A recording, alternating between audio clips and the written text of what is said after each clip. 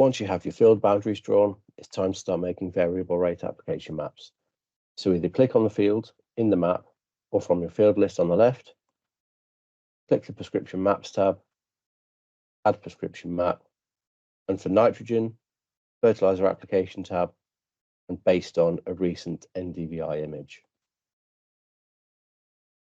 This will bring in the latest viable NDVI image for this field. So for this one, February 23rd, you can change to 3, 5, or 7 zones, depending on field size or variability of the NDVI. So for this one, we'll stick to 3.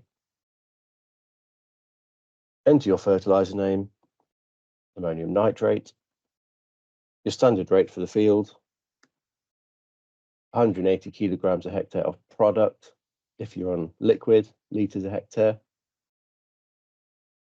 And this brings up your pre-populated 3-zone key. Your average rate is in the medium zone box, and automatically it's put a higher rate in the high NDVI box. What we need to do is change this to a lower nitrogen level and the low NDVI to a higher nitrogen level.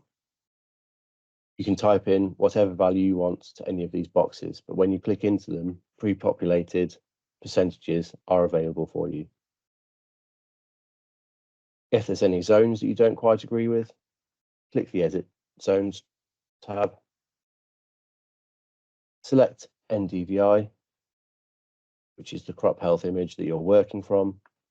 Say you didn't quite agree that this image needed a lower nitrogen rate like the mapper suggested, match it to the zone next to it by selecting the zone next to its color, select paintbrush button,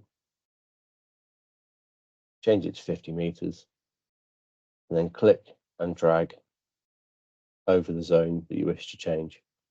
Let go, and that zone has now been filled in. Click Save. That's your zones edited. And all it's left to do is export the file